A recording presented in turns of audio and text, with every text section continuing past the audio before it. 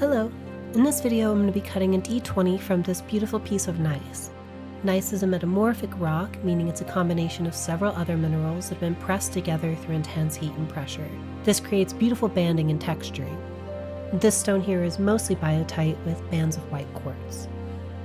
It's a bit difficult to see all the interesting texture right now, but once we start cutting into the stone, that will start to show through. So we're going to start off with a 120 grit topper lap. We'll use this to preform the stone and remove as much material as we can before we start working on the actual D20 shape.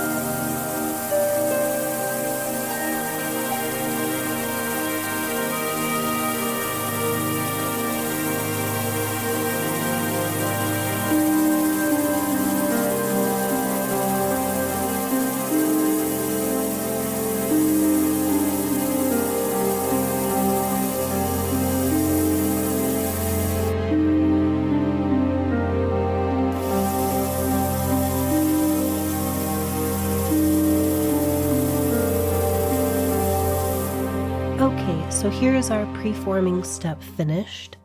Now that we have our starting shape, we'll swap to a 240 grit diamond topper lap and we'll start cutting in the first few facets. Firstly, the preforming step tends to make a pretty big mess, so it's important that we take a few moments to clean up our faceting machine before we continue.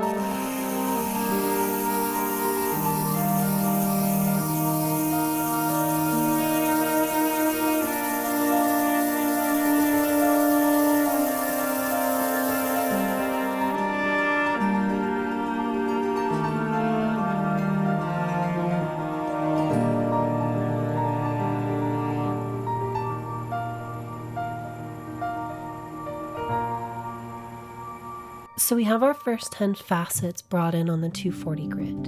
You'll notice that we haven't cut all the way to the meet points. This is because 240 grit is fairly aggressive and can cause some damage that extends into the stone itself.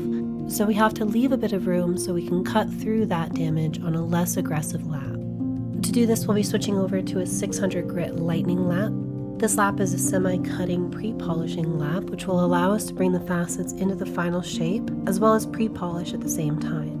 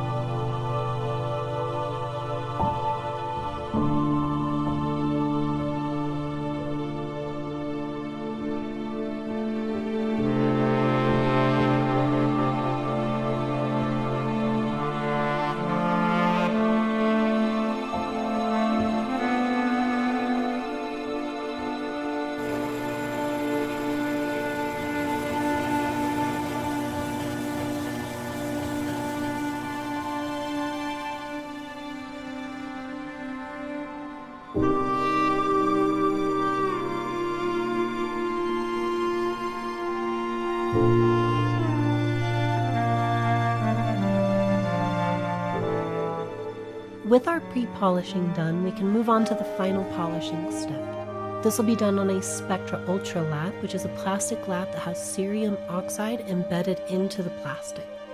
We'll be adding our own cerium oxide to the lap as well. And this will help the polishing process go a bit smoother, as well as extend the life of our Ultra lap.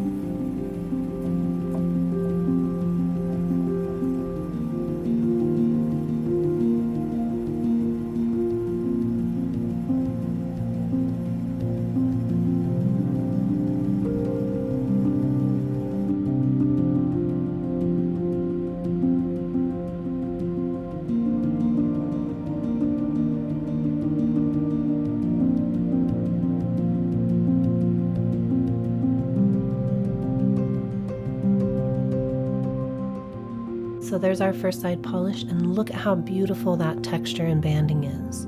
Now we're going to move the stone to our transfer jig, where we're going to swap the dot to the other side so that we can cut in and polish the last 10 facets.